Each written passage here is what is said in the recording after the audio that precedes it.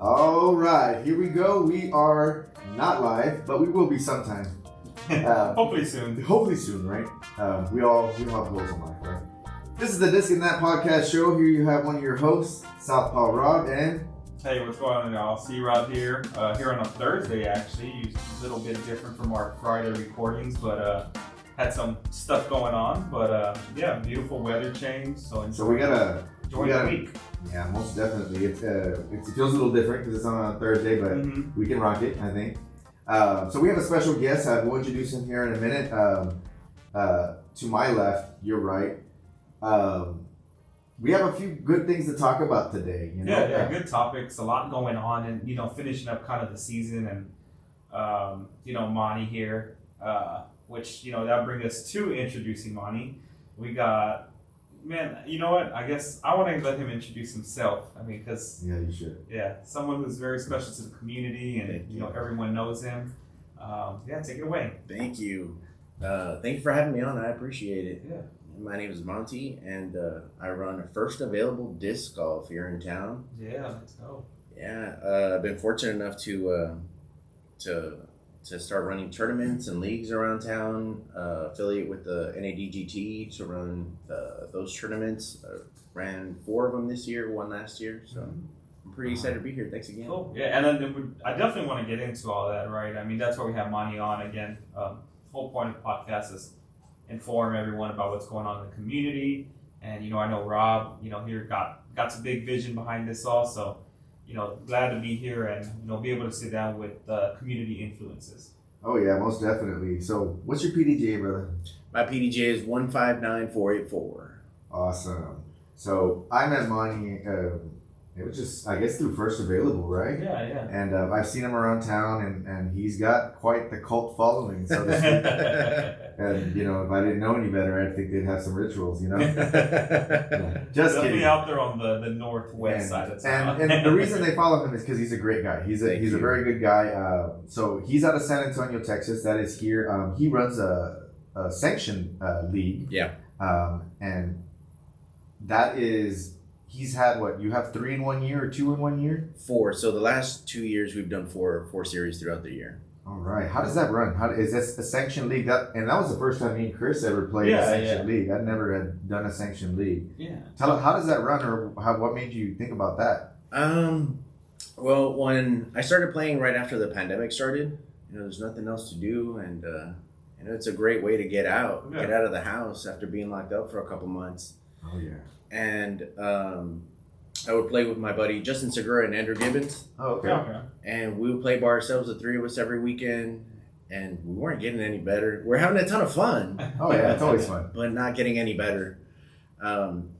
So we started looking into the Facebook group, see what minis were going on, how they worked. And with the minis, it's a little bit intimidating at first, right? Oh, yeah. Especially when you're not playing well. I don't know. I've been playing a few years now, and it's still pretty intimidating. So the way that I looked at it is, do I really have $5, every mini to pretty much donate? Because I'm not gonna win, right? I just didn't. I mean, that's only 20-something minis a month. All right.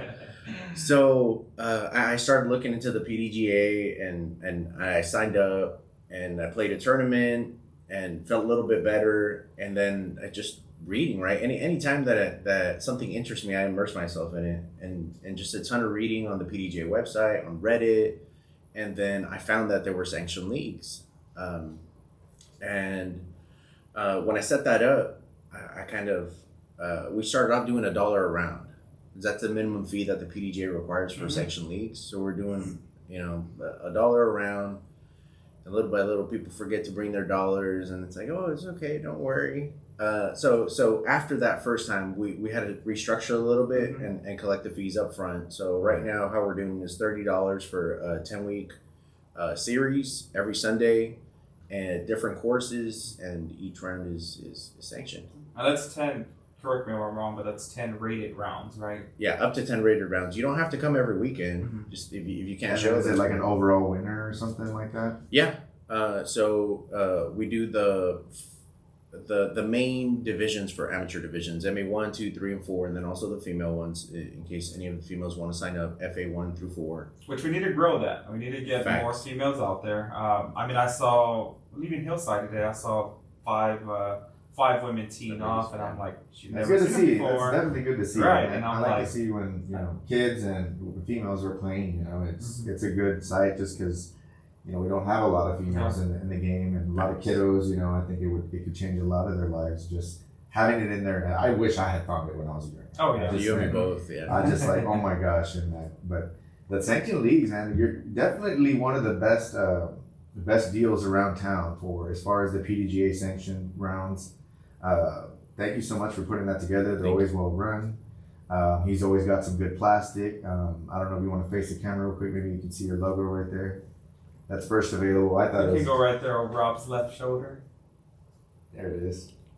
First available. Yeah, guys, and if you don't know about it, I mean, there's a lot of people playing in it every series.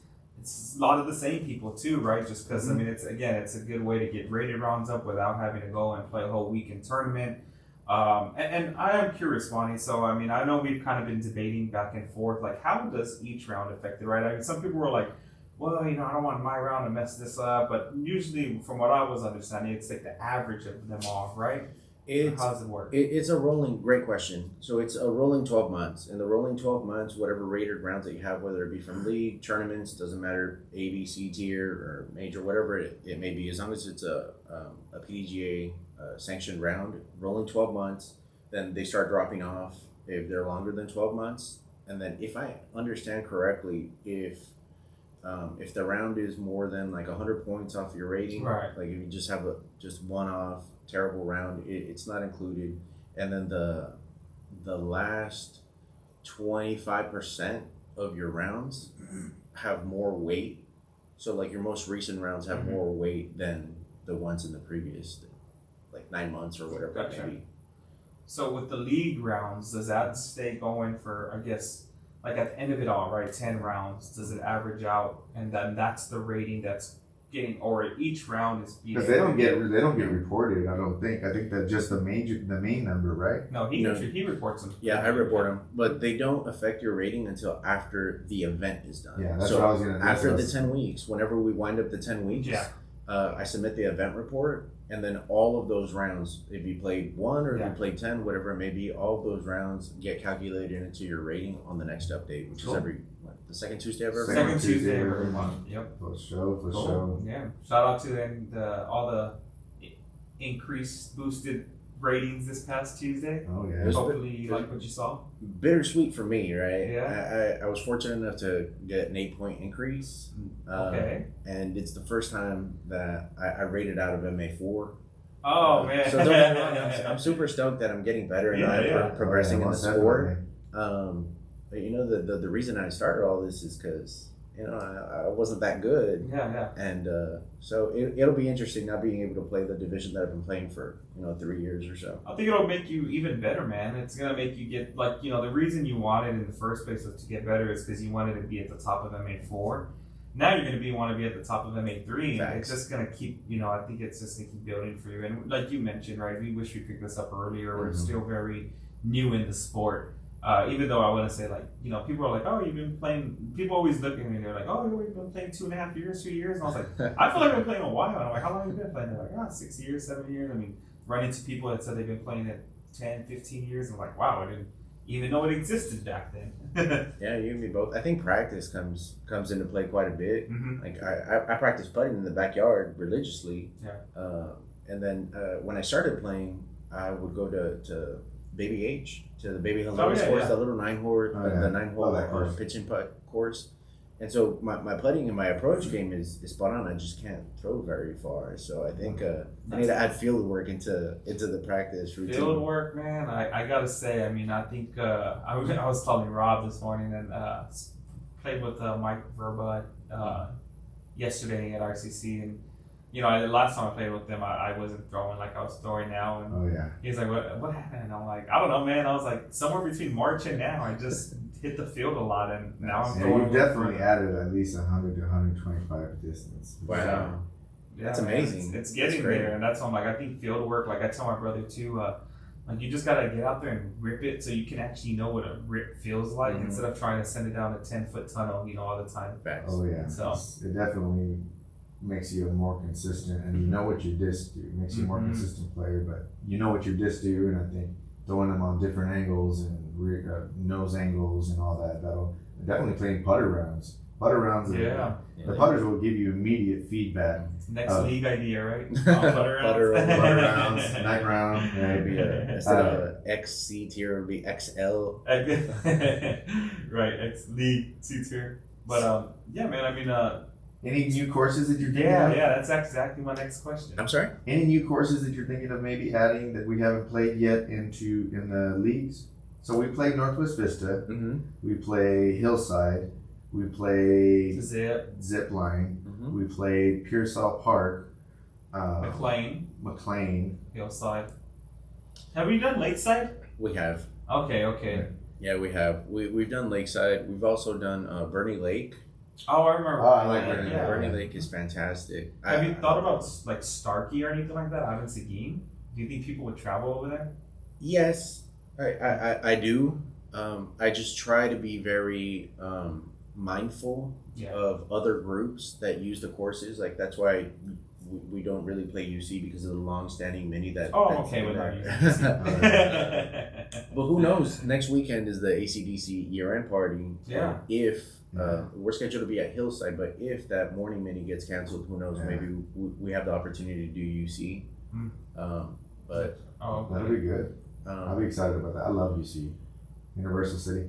I didn't when I started, but this year I had to play it before the NADGT event that I did at UC in March or April. And with the amount of work that's been put into that course, shout out to Ben Blood. And all the other folks at ACDC that have been working with the city of UC, it's been cleaned up so much. Now a lot of the holes that I used to struggle with, like there's clean lines and fairways, and it's beautiful out there. Yeah, I have to agree. I hadn't really been a fan of UC. Don't shoot bad there anymore. Yeah, going back there, I'm like, wow, I didn't even know this hole had a tee box now.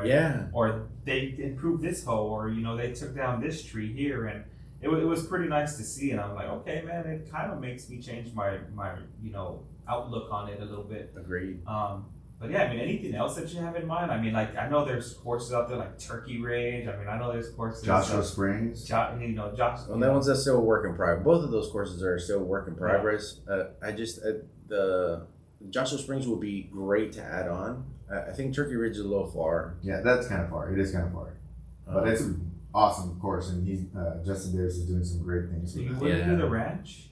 Just kidding. The ranch. I haven't played there yet. No. But I did caddy for a buddy in April at a tournament. I saw you there. Yeah. So I just went out. It was like 3 or 4 days or something like that, and we just hung out. We stayed in Gonzales, and I caddied for him. And hands down, it's one of the most beautiful courses I've ever seen. It was breathtaking to be walking that course. Yeah. Shout out to Adam Cates. Yeah, seriously. He keeps it in a really good condition. Every time I've gone out there, I'm like, I mean, it's beautiful. That's why I keep going back out there. No, that's cool. I mean, so I guess next question. I mean, how long are you looking to kind of continue this league? Do you see it just kind of a long-term thing? Do you see yourself being like, time to pass on the torch? I mean, how long do you see yourself doing it? As long as people keep signing up. I'll keep running them. Cool. As long as there's interest. We have a good group of folks. Last year we had a total of I think 106 individual players play league, which is fantastic. Yeah, that's pretty cool. Really good. Yeah.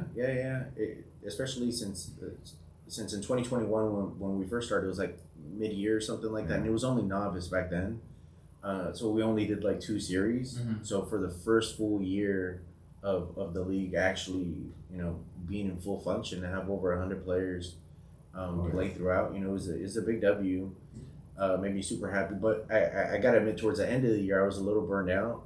But I have 5 buddies that stepped up and TD'd, so they were rotating the weekends so that I could have a little bit of time back with the family, especially around the holidays. So that's good to have, and they do a great job. I'm pretty sure I know who you're talking about. Thank you. Justin and those guys out there. That's good, right? Good leader. But yeah, I mean, no, that's good to hear. Next series, are you going to be flip flopping the courses around again, or do you see kind of putting the zip back on there? Or anything? Open to feedback. Most of the courses that I pick are Just put a poll up. Well, I take a lot of things into consideration. One is what time of year is it? How does the course handle the typical weather? That's why Pearsall's only in Series 1 and Series 4 of the year because it's so hot. There's no protection out there. So try to do like in the hot months. That's smart that you think that way. Courses that are a little bit more shaded, McLean, Vista, and then when it's raining, obviously try not to put McLean in there. Definitely. But I have a question. So tell me something that most people don't know about you. What do not? I'm born and raised in LA. Born and raised, that's the thing. Yeah, I just learned that a while ago when we were talking. I'm like, I don't want her thinking this guy's from. I remember you mentioning that. You're from Cali, huh? Yeah, born and raised in LA.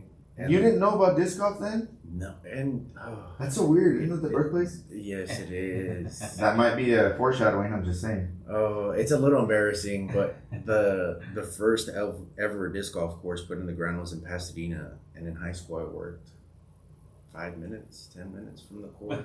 Never heard of it, never seen it. That's crazy. Yeah.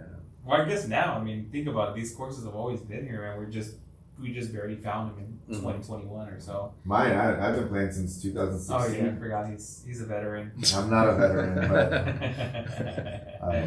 but no. Thank you so much for coming on, man. And you're always a pleasure to talk to you. So, what's been one of the most memorable things that you, from your short disc golf career, but what has been one of the most memorable moments you've had? Do you remember? Either as a player or TD. TD, or just something that you've been proud of.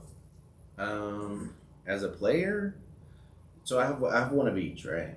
As a player, it has to be when I hit that ace on 17 across the lake at Northwest Vista. Nice. I don't think I've ever been so excited. Is that when you took your shirt off and you jumped in? No. He's like, I'm 12, his shirt and everything. Was that your first ace, money? No, it wasn't. Okay. It wasn't. But that was felt good after losing so many in the water. Correct.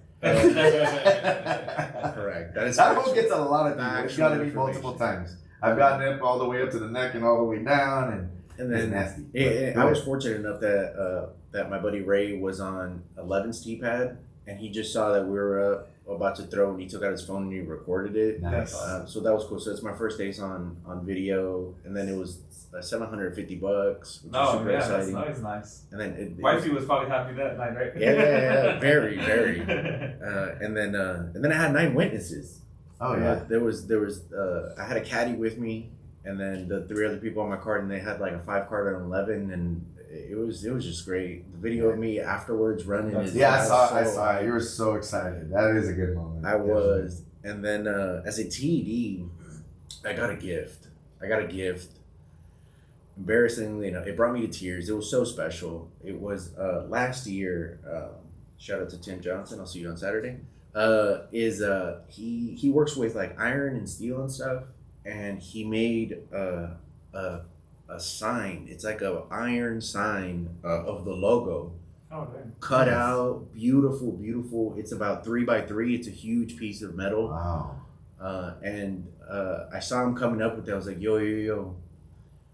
Is that a gift? Because I'm a crier, man. And there's a lot of people. There's like 100 people around me. Go in. I'm like, don't do it. I think I saw it. Was that a great town? It was. Yeah. It was. That. And he took it out, and it just touched my heart. And at least for me, like, you can't make a living being a TD. Like not locally, right? You just can't. Some people try to. But I mean, I would love to. Just saying. I would love to. But for me, it's shots fired. People being grateful. It's the gratitude and the love that people show. Yeah. Can't make everybody happy, but you can make most people happy, and that's my goal. And it's been very nice to receive all the love from the community. I always got good feedback from your tournaments, and like you've always been real fair with everybody, and the prices have always been real reasonable, and you know, I mean, you know what you get. You're very transparent. You're very knowledgeable in the rules. Every time he says, "That's money." That's money. You know, it's 8.56. That's, you know, like, oh, dang, man, this guy knows it. I read a lot. I read the rules. I do it for fun. Yeah. So, question for you, Mike. I mean, you run league. You run a few NADGTs that I played in as well too. Tell me a little bit more about like any more. And I know you have one coming up this Saturday, the NADGT during the eclipse. During the eclipse, I'm super excited about and that. you're gonna be out there where you're gonna have a beautiful scene. Yeah. So I mean, besides that, I mean, I know NADGT is a month away. Is that right? November? But a month and a half. Right. November 1st to the 4th. So, do you have anything else planned for NADGT before the year ends? Do you already know of things that you might have going on for next year? And what's your vision like as far as how, you know, do you have a bigger tournament that you want to run here later in the future or anything like that? I do have plans for more B tiers, first available ones, and then I do have plans to continue to partner with the NADGT. I love what they have. Yeah. I love their structure. I love that it's just for amateurs. Right? How did you get affiliated with that? Last year, well, one is playing in their tournaments. Okay. That's where I first got exposed. Right, is playing in their tournaments, and I like their vision. Right, I like how they're doing it, and then is reaching out, just like how I started TDing. Is just send cold emails and say, hey, I don't know what I'm doing, but I'd like some more information. If you can help, I'd highly appreciate it. No, nice. And Kyle Harrigan from NADGT, he's been super helpful, super detail-oriented, organized. So the first event that I did was a first available tournament at the ZIP and added it on as a NADGT affiliate event. So I run the tournament however I see fit, you know, whatever structure it is. And I'm pretty sure we did a true amateur. I think it was like $50 or something like that. Give me $50, I'll give you $50 worth of stuff. And you can earn your invite. It was a qualifier. Okay. So it was interesting that I still got to do my thing, however, you know, how I was doing it, and then still be able to offer that as an incentive. And then this year, I started TDing like for their events, the NADGT exclusives, and then now I'm doing a C tier tea time, which is a little bit different because they do like the player packs, they control, you know, all the money goes to them. And do they reach out to you proactively, like, hey, Money, can you run this for us down in this area? Or do you have a tournament in mind, or it's the other way around? Okay.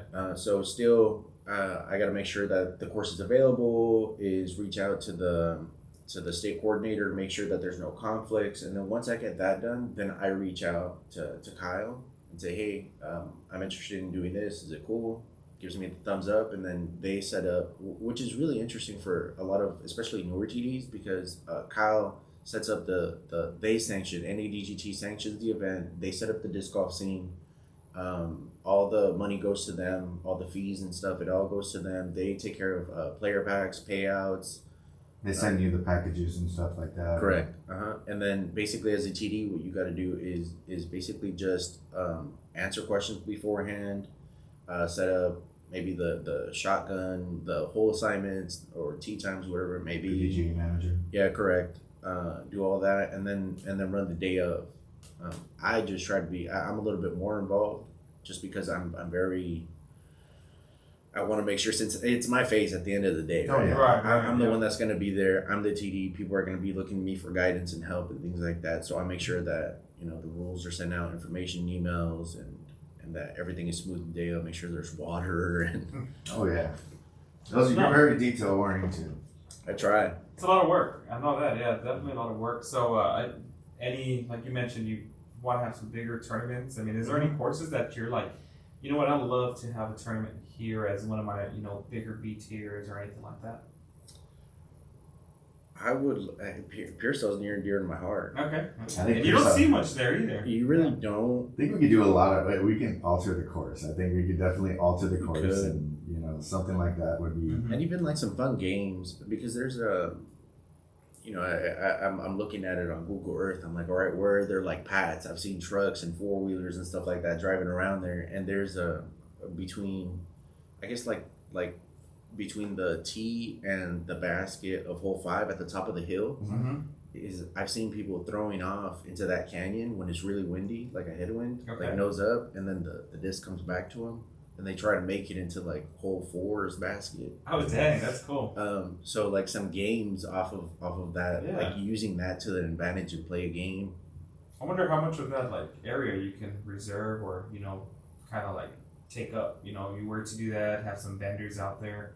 It would be You know, super that's cool. I just some municipalities or some courses are a little bit easier to work with than Mhm. others, and San Antonio is one of the biggest cities in the U.S. So obviously they have a structure and a process to be able to reserve these courses Right. and do things like that, versus like Universal City or Greytown and things like that, where Live it's Oak.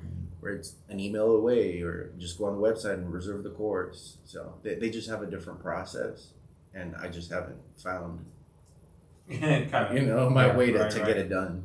Well, I'm sure that's something you'll figure out. That's for sure. Yeah, I mean, so NADGT wise, are you going to continue to Yes. participate? Yes, absolutely. I'm looking forward to. I usually tend to.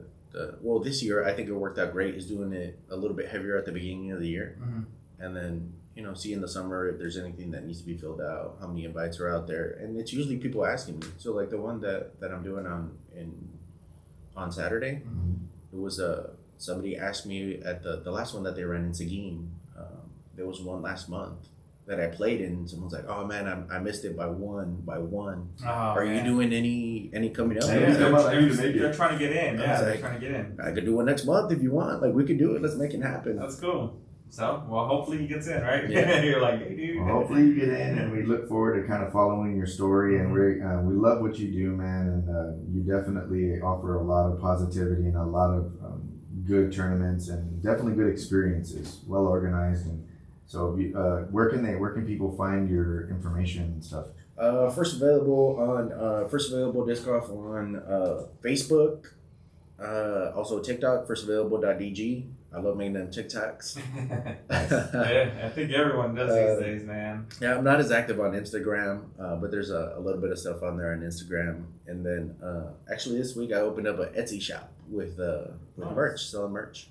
Yeah, those shirts. He was telling me they got those in white as well too. Mhm. They're pretty I like pretty them. neat. Yeah. Most definitely.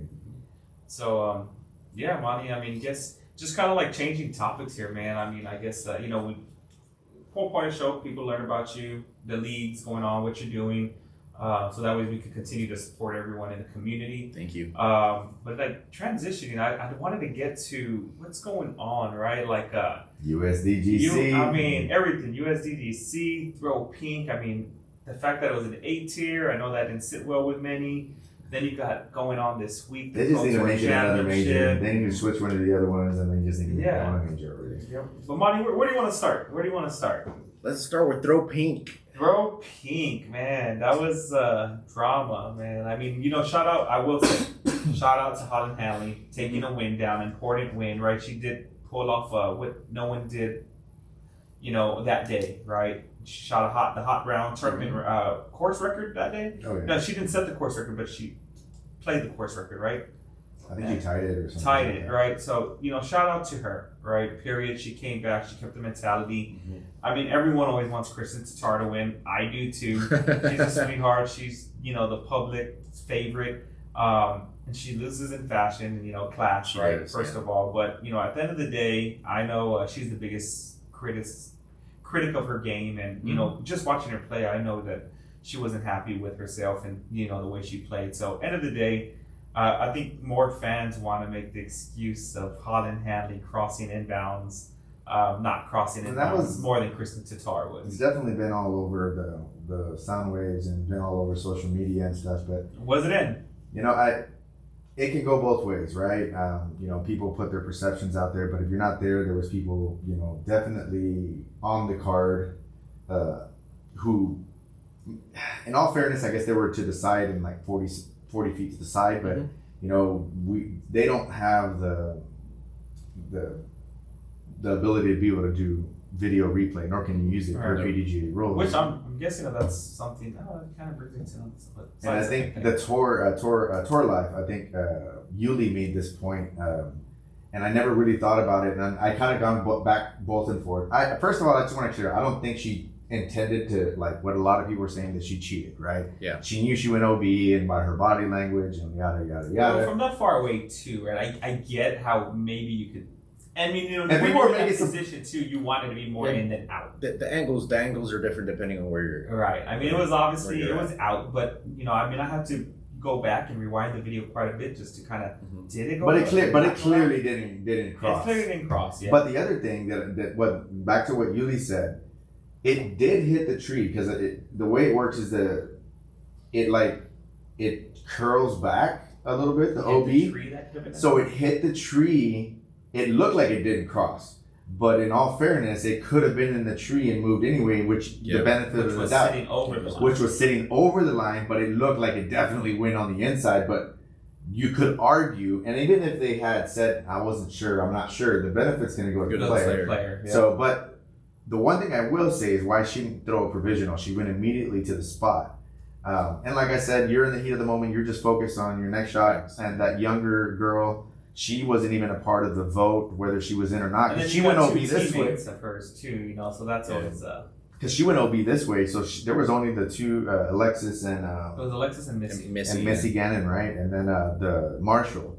And then, but that guy was there, the spotter, he was there. I don't know how he didn't see it. They had been doing it all tournament. You see a little, see guy, he'll put a little red flag. I guess everyone just knew the situation. I think he did. I don't think he wanted to make that call. Do you agree it was out, Monty? I mean, did it look out to you? I mean, what do you think? From my angle, it looked out. It looked out. Yeah, it looked never out. Crossed. But at the end of the day, I can appreciate that it's the spirit of the game, right? It's the spirit of the game. What was upheld is, as you mentioned, it's benefit of the doubt always goes to the player, and at the end of the day, it's a card call. Yeah. You know, regardless of what we saw or what angle we saw it from or whatever it may be, at the end of the day, it's a card call. And so, do you think any rules need to change? Would you like to see? I mean, obviously, we can't do it in our tournaments, right? No one's watching us. Yeah. I don't think that's where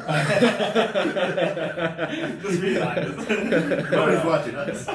But in reality, right? I mean, say you at this level where you know you have NBA, you have NFL, right? That's what we're comparing this professional level to, right? And far as the disc golf world goes, they do now have replay in those sports and things of that. So, do you think that it would be? What do you feel about being able to include camera footage? I think it depends, right? I think several other things need to happen before that.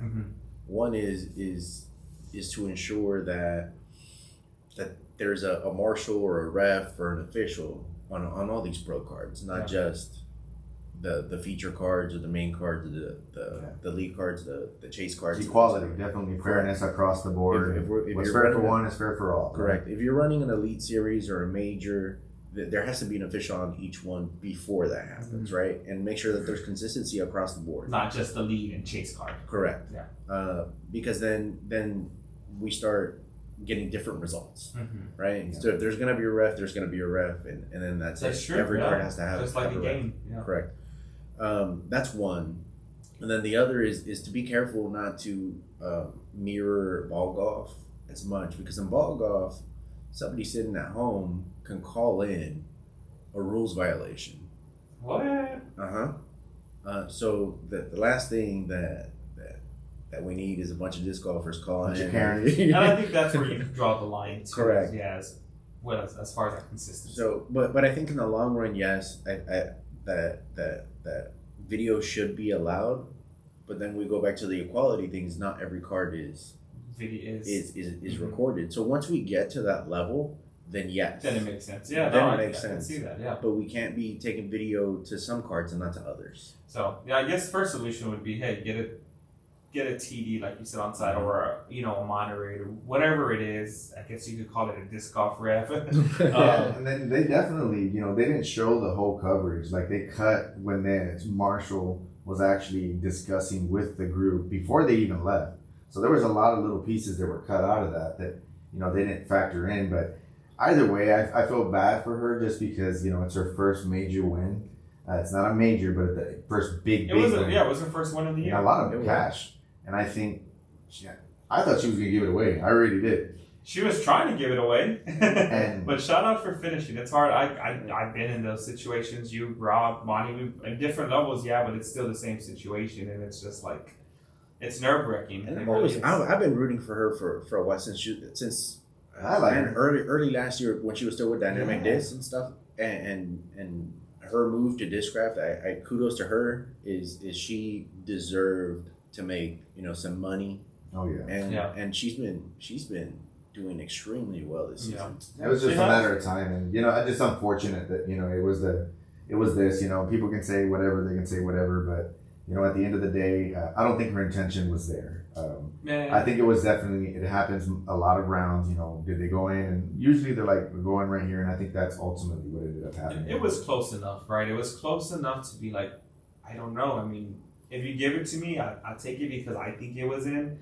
We don't know her intentions, but either ways, she played her butt off. She had a good tournament. She came back. I like her game. I'm a fan of her videos. She does a lot of free YouTube videos out there to help people out. She's from Texas. Shout out to her. So good for her, right?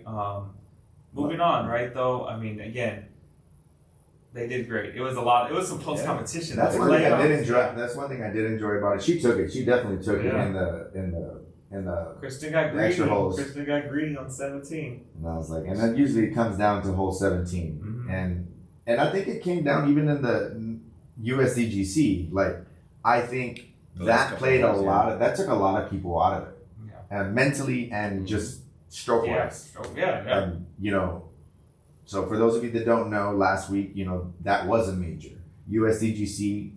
They were celebrating, I believe, 25 years. 25 years, yeah.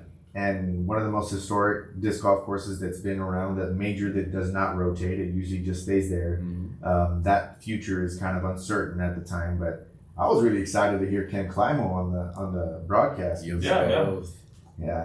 I just wanted to see the champ, Did good. He did good up there too. Champ. It was pretty good, champ. But he's always a champ. And at the end of the day, USDGC just champ.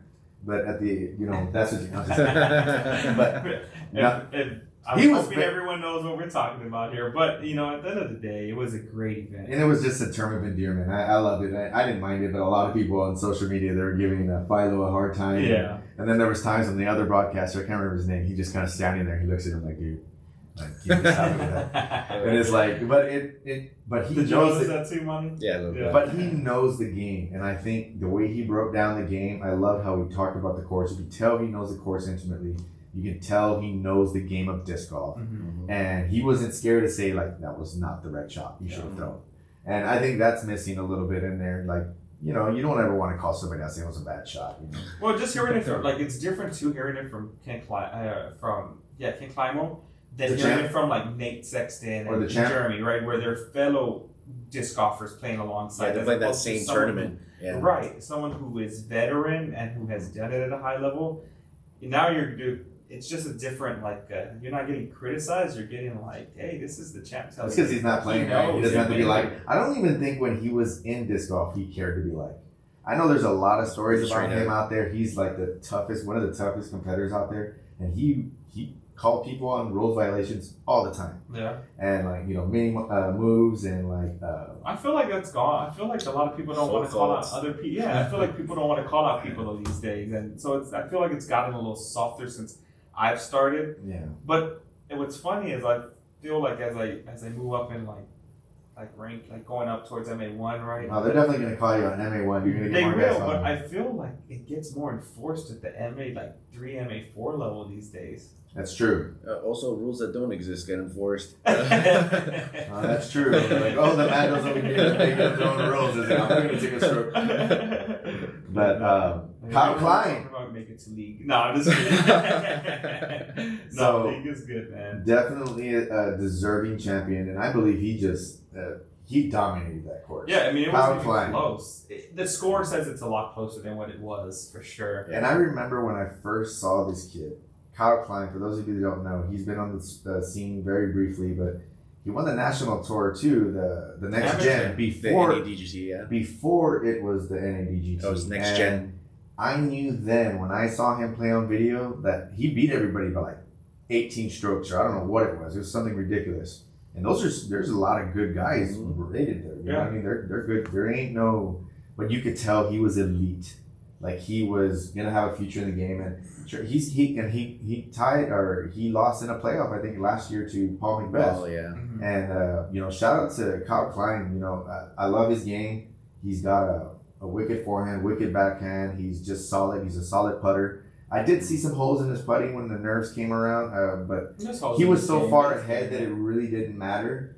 I thought, and he's young. He's a young cat. I mean, I don't even think he's 20 yet, or he might just be 20. I think he's 2021. 20, yeah. 2021 now. From Wyoming, Michigan, right? Or something like that? And yes, it is Wyoming, Michigan. I think that's where he's from. I'm pretty sure that's where he's from. But, shout out to him. And, Bradley Williams was there. Shout out to the Texas Cactus. Yeah. I mean, he definitely wanted second place. Did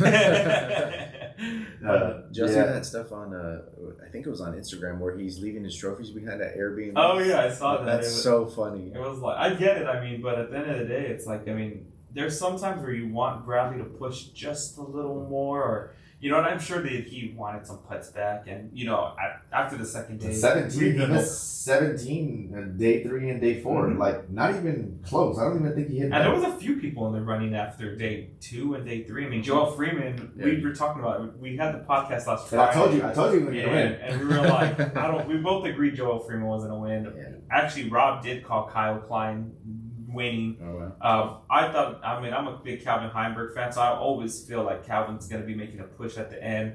I did think Isaac Robinson was going to do a little bit more as well. He did play well day 3 and 4, I believe, but it was a little too late. Yeah. Had he done even half of that, if you were to tell most of these pros that you had to average on that course, just because, for those of you that don't know Winthrop, it's not a gimmicky course, but the OB's very tight. And it's at Winthrop University. They go through minor tweaks every year or so, but this year it kind of stayed the same. And it'll make you pay for trying to be aggressive and get that birdie. And I think mentally it's a mental grind. But not only that, I think, if you were to tell most pros that they only had to average -7 for 4 rounds, I think mentally they would have been like, they would have played different. Yeah. They would have played completely different. But you never know from year to year. Like, of course. People can shoot -12. -9, 10, 11. Yeah, and it's just, and then those are bombers. I think it's like placement and bombing, really. Like, you have an advantage. You got some distance, but you got to hit your lines, too. You got to hit your landing spots there, and, a lot of OB, like I said. People taking those extra strokes and kicking into those trees. And Yeah. It goes from a playing for par to now you're trying to just save a double. Did y'all see that the flick the flex the flex flick your ace boy on hole 7? This is the first time he had been on the lead card twice. Something like that. Sullivan Tipton.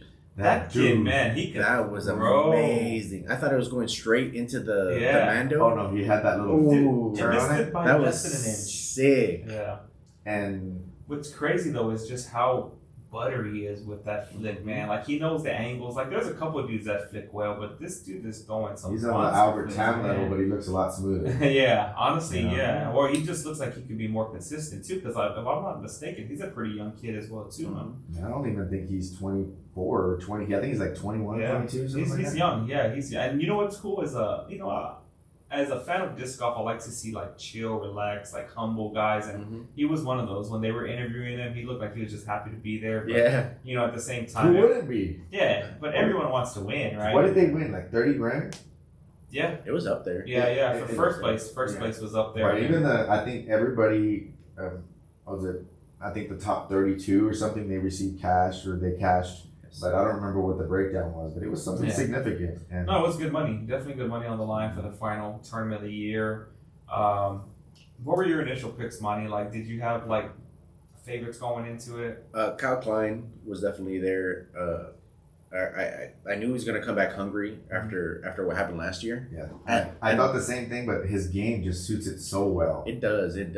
But I know it hurt him last year. And he's a hungry kid, and I'm super happy that he took the W. Heimberg's always a steady bet. Yeah, you can't count him out. You think Paul, had he been there and healthy, would have taken it?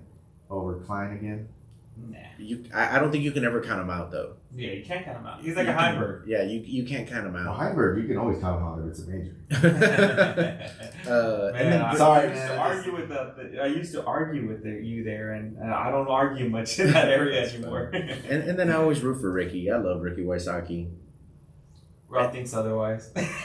No, I think the guy's cool. You know, I met I think him. he's just goofy. I don't know. I like goofy people. Goofy He's people. a cool guy. They Very just make me laugh. respectful. Yeah. Very respectful. Cool what about guy. women's? Did you just expect Tatar was gonna take it down? Was Holland? I mean, Holland's been chasing. She's always right there. 2, 3, 4, 2. It's the putting, man. Agreed. I'm always rooting for Kristen. Yeah. Just always. Especially this season, she's been dominating. Mhm. So it's kind of a fool's pick to not pick her. Yeah, she's like the people's champ, man. But I was really impressed with what was her name? Ellie. Eliezer Medley. Yeah, The bomber? Yes. I was She's really. gonna be good. What is she? 16 or She's something? 16, 17. dude. Yeah, she's gonna kill it. She was super impressive, and what caught my eye was her drives. But then on the last round, she was pinched off on a couple of putts, and she was sinking them. It's funny you say that because they were talking about they're like, she caught our attention with her driving and her distance, but This girl can putt. her putting's matching and whatnot. And you think about it, right? Mental game at 16 compared to Kristen at in 30s, that's 100% different. So that just makes you think about the next generation, right? Whenever I just started playing a few years ago, it was really only Paige dominating, Mm-hmm. Missy come in every now and then, And Kat Owen, every now and Kat. then. Oh yeah, Yeah. Kat. Who? No, I'm just kidding. Sorry, Kat. If you ever hear this, Oh, but that was so I know you're sad. coming around. I know everything's, We all go that's through those that's slumps that and, mental disc you know. golf that, we talk about so many times on the show. But, the other people, Cat Merch, things of that sort, it just lets you know. Cat man, Merch is up there, Yeah. she's moving up too. That's another one, and obviously the Mandujano sisters. Mhm. But it was definitely more it was more exciting. I believe there was more Yeah. drama. There was more like There was like 5 people at the top that were competing, right? 6 people, not just 1 or 2. oh yeah, And it was Evelina, Henna, they were all up there. them two would have won had they only putted above 70%. They're going to putt better one day, and you know what? They're going to be They're win gonna be a tough lot. to beat. They're gonna be They're tough to gonna be beat. real tough to beat. Because they would have won. I think that I saw a stat on Statmando that said had they shot even a few clicks higher on their percentage, because I think it was in the low 60s, circle 1 that they missed, and it was I think Evelina one day shot 40% circle 1, so had and she And was still having like the hot round. and she shot even 60%. I think they said that she would have won by 5 strokes. And But- I seriously think it's just they call them the yips. Yeah. It happens to me, buddy. I mean, at that level, she's practicing. Yeah, I mean, they get paid to practice, She knows that putting is an opportunity, and there's no doubt in my mind that she puts in the work, and it has to be like, okay, it's the between the ears when she's putting, Mhm. and it just hurts my heart when she's just going back and forth, nimbly bimbly. And Tatar said it best. I always keep telling everyone this. Like, man, I tell my brothers all the time. I was like, remember what's like. I listen to it because, like, I think I told you too. And when she said, my body knows what to do already. It's just my mind that tells it otherwise. And I'm like, that's a great way of looking at it because that's my mind. And but yeah, no, I mean, it was good to see competition. There wasn't one person that just blew it away. Well, at least not for FPO. With MPO. Kyle caught it in the bag. He tried to lose it, but Bradley, shout out to Bradley for coming out. But transitioning, DGPT Tour Championship. Yeah. Started In big. North Carolina. round 1 in the books. Mhm. So right now, and just let me explain for the listeners the structure of this. So after they'll have 2 rounds, right? The first 2 rounds, and I believe you have the top 8 for FBO players will advance, the top 12 MPO players will advance, and they'll go to the finals, which are another 2 rounds, I'm not mistaken. So it's 4 rounds, but it's 2 rounds and 2 rounds. Yeah. After Anyone the who cut. makes the final cut will play 4 rounds. So based on their tour points, they start off with strokes advantage. with strokes advantage already. So that was interesting to see kind of who kind of went through that, and after that, then the slate is cleaned. Like basically they start from even, and then whoever wins there, it's like a free for all. Like if you win outright, you win those 2 rounds, and you're up. Dead reset. And then but I'm looking forward to seeing that course is tough. They say it's even harder than Northwood Black. And No, it looks tough, dude. There's just some lines where it's They're like playing Hornet's Nest. No, they're playing. What is it called? It's Nevin Park. Nevin Park. Yeah, and then Charlotte, North Carolina, and apparently on some of the holes they scooted the pins back like another 125 feet on some of them, 100 feet. And the commentary was like they like get a view of how much of a sliver that they had as a inbounds. I think on hole 18, and that's a tough gap. Like you don't get out of that gap, you're gonna have to pitch out, and it's just I don't think the hot round was anything higher than 5 or 6 under. Calvin actually shot 7. Yeah, but he was the only one. Everyone was 5 down, and was in his interview too. He said they just asked him, do you think 7's gonna be the hot score? And he was like he giggled and said someone would really like that. Someone really would want. And that's a good round. He goes and shoots 7. Oh yeah, that's. I believe he's gonna definitely have something to say about winning there. So they have 32 players. So in the championships, you have all 32 playing. They play, I guess, tee times. I guess, right? Yeah, they play tee times. The 32 right now are playing. So Calvin started off with -6. Isaac Robinson in 2, -5. Ricky Wasaki at -4 started at. Gannon Burr started at -4. Eagle McMahon -3. Matt Oram -3. Simon Lazat -3. Kyle Klein -3. Anthony Barella -2. Cole Redolin at 10 at -1. James Proctor -2. Top 24 had stroke advantage. So everybody else started at 0. But, probability of winning it is more than likely going to be Calvin, but it's going to be who figures out and breaks that code. Whoever makes it to that final 12, after that I'm going to call slate 0. You know who I got? Who do you got? So I'm going to tell you who I got. Before we get our picks in, right? Let's review right now who's in the making, right? Okay, so what's the scores at right now? So right now, take it that everything stayed the same, right? Calvin again, he shot a fire 7 under. He's up. Unless he just blows up, I don't see him not making it. Because they take the 12, right? Right, and then you got Isaac, Kyle, Ricky, Cole, Redalin, he's been killing it lately. Yeah. And if he could just keep it together for all rounds, he's a solid player. Alden Harris, Eagle McMahon, Anthony Barella, Ezra Robinson, James Proctor, Nicholas Ansela, and Gannon Burr. Right, and Bradley Williams is also tied for 12th, but Gannon Burr had the higher seeding. Higher points. Yeah. Right. So that's the tiebreaker. That's the tiebreaker. So out of those right there, we'll get to FPO in a little bit. So I have 2 questions. So yeah. I'm going to ask everybody to go around and tell me who's going to win, who's your dark horse. Actually, 3 questions. So I like. And then who do you think in that top 12 right now is not going to be in there? Okay. Right? So, I'll go first just because I have it pulled up. No, let me go first because I don't want you to steal my Go ahead. You go do it that way. Clockwise. Go ahead. You go. Fine. Okay, so just kidding. Who I think is going to win? Calvin. I think he's finally going to just prove some haters wrong.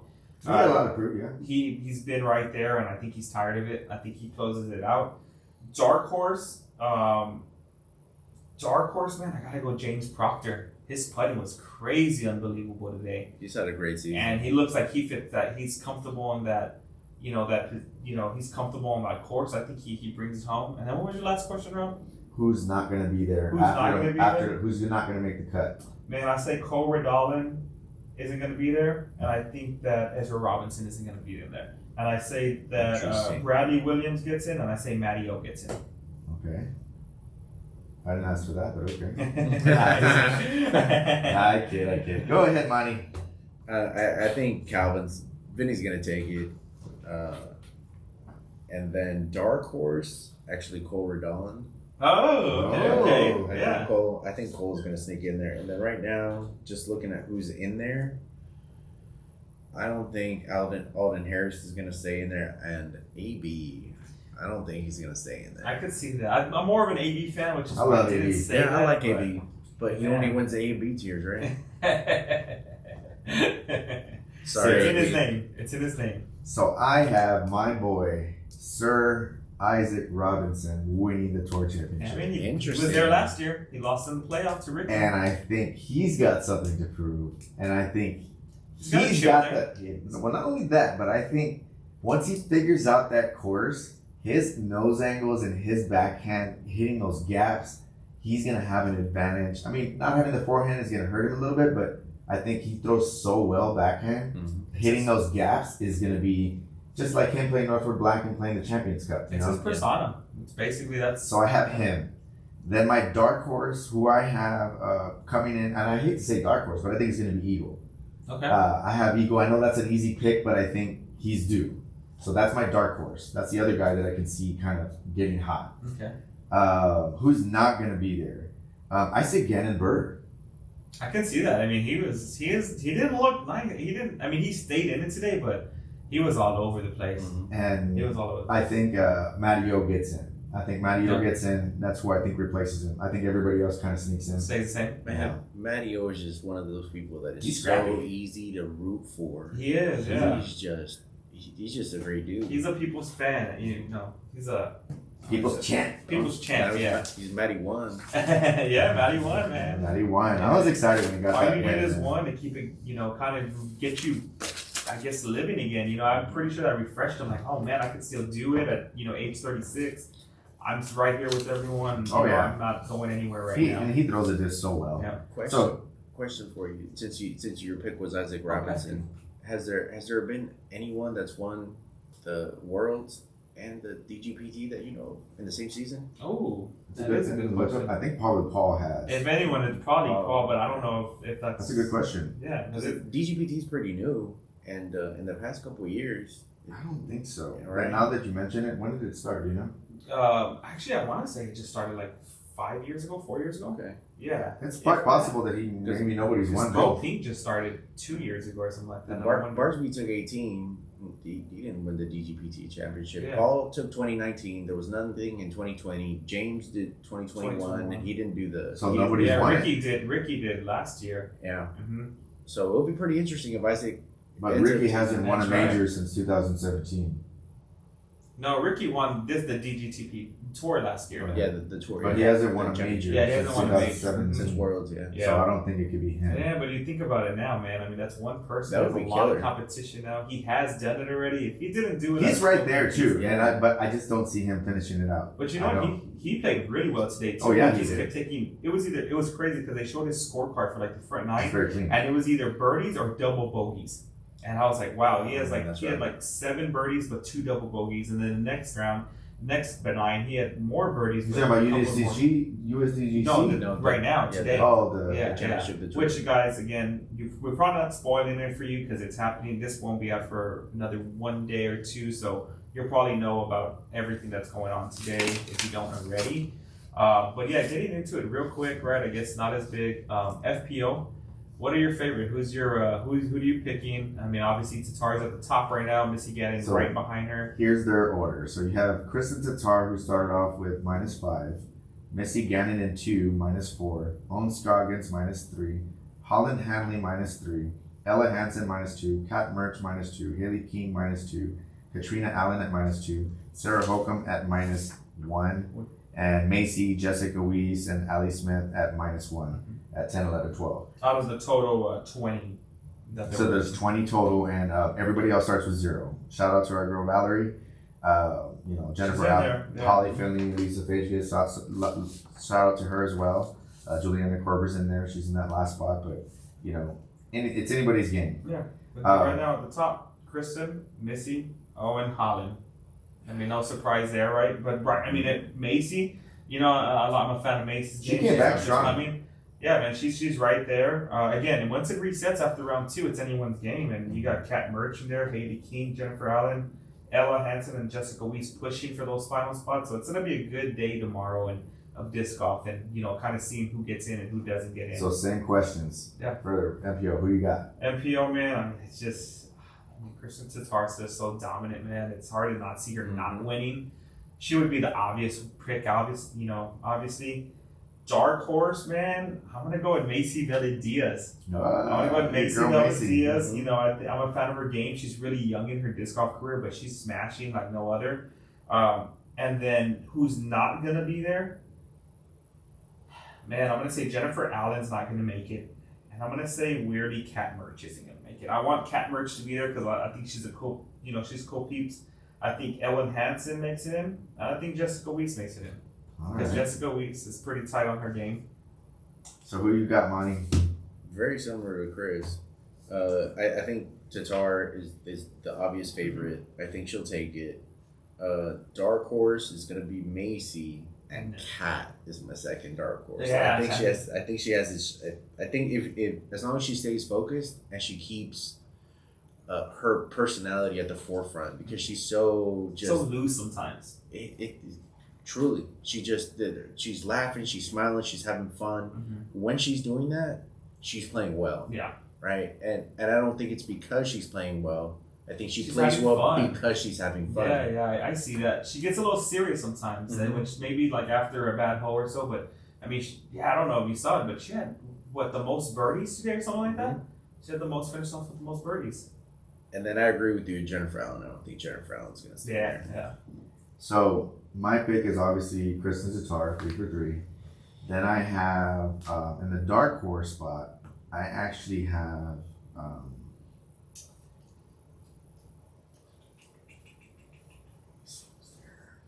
so I'm going to take my lady, Owen Scoggins. No, I mean, Owen, I think a solid pick. She's capable, more than capable. Who I think is not going to be there, definitely Katrina Allen, Stacey Ronsley. Those two. That's who I think is not going to make. Yeah, they won't make it in. But, I'm looking forward to watching it this weekend, and, we got a lot of cool things coming up, and, just shout out real quick to our sponsors as well, Gateway Disc, Imagine Reaction. Yeah, Sweet Roll Creations. I mean, for obviously first available is, they're not sponsoring us, but at the same time, we want to make sure we can help him and sponsor them with anything they have going on as well. And on top of that, we want to make sure that you thank anyone. I mean, is there anyone that you want to thank right now, Monty? Anyone, you do a lot for everyone, right? First and foremost, my wife. Right? That without her support, without her support and without the sacrifice that she makes, what this has become wouldn't be what it is, or what it will be in the future. So my wife is just amazing. She's amazing. And then the boys that pick up the slack. Oh yeah, definitely. Justin Segura, Andrew Gibbons, Todd Siebold, Caleb Bea, Grayson Taggett, Ray Sabatino. Yeah. These cats are all good gents, man. All good gents. They're amazing. They really are. That's good. Yeah. So definitely a shout out to our major sponsors, Disc Kings. We're brought to you by Disc Kings. Disc Kings Disc Golf. We have some raffles. We have some prizes that we're giving away. But we're gonna have a game real quick. Yeah. So I have about 10 questions. 3 more minutes and we'll get to our raffle. More listening for you. So these are general questions. Here are the rules.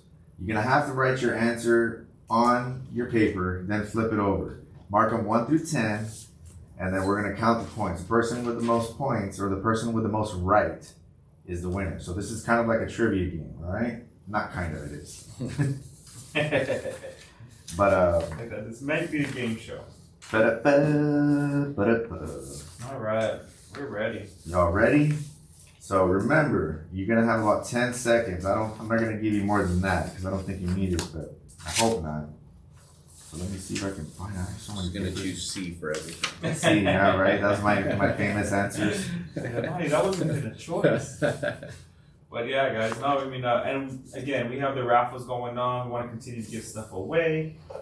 Maybe we'll throw another secret word out today. That way we can have something to give away.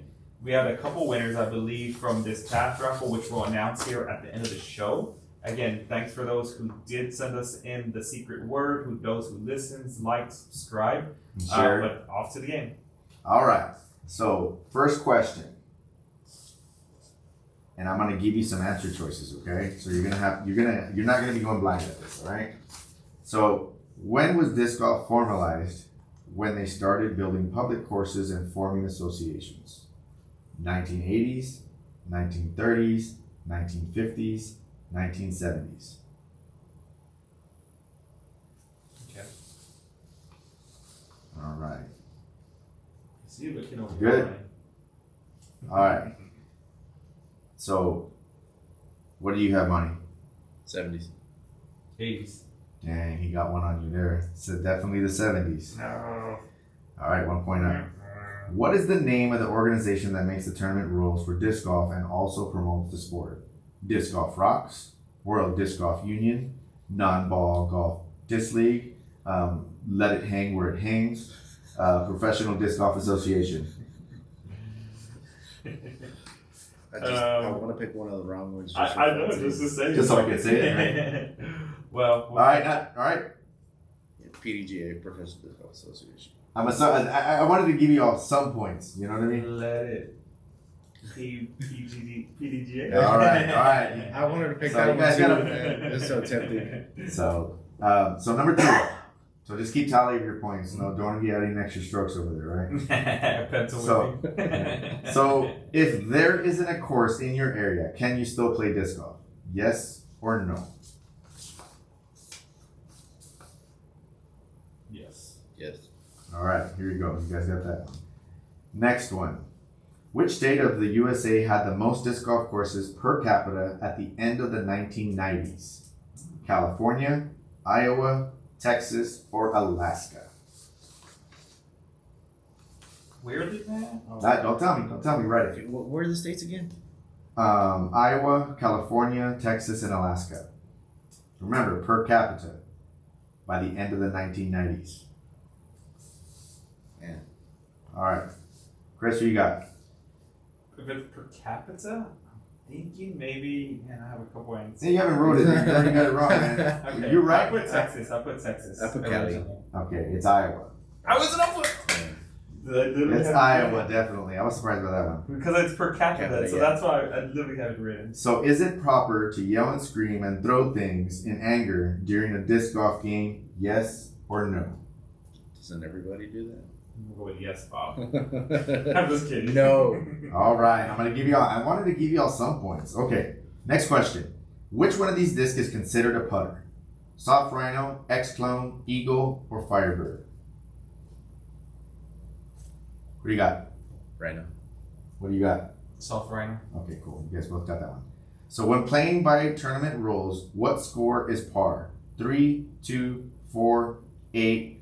It depends on the length of the hole. You write it down. You got about 10 seconds. I'm counting in my head. No, I'm just kidding. All right, what you got? It depends. Depends. Okay, cool. You guys got that one. I wanted to give you all some. I want to Yeah, toss some up for y'all. here. So how much money did the top money receiver win in 2001? 2001. 2001. Here are the choices: 25,000, 66,000, 100,000, or 3 million.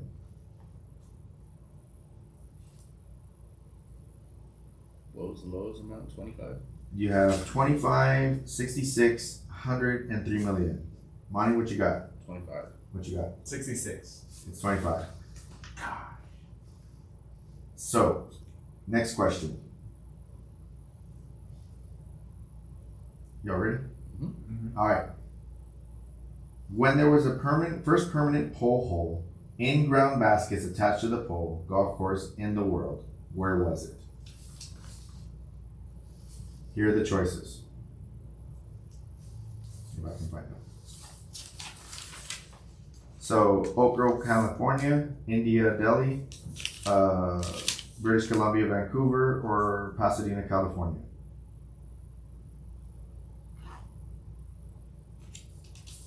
Chris, Pasadena. Pasadena. we just talked about that. All right, cool. All right, I just wanted to see. I wanted to test y'all's knowledge there. So, in the USA, what months are competition disc golf courses open? Here are the choices. I can find them again.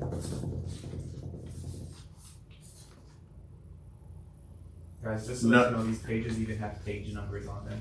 Yeah, I know. Just kidding. November through January, August through February on even numbered months, April through October, and cualquiera la chingada.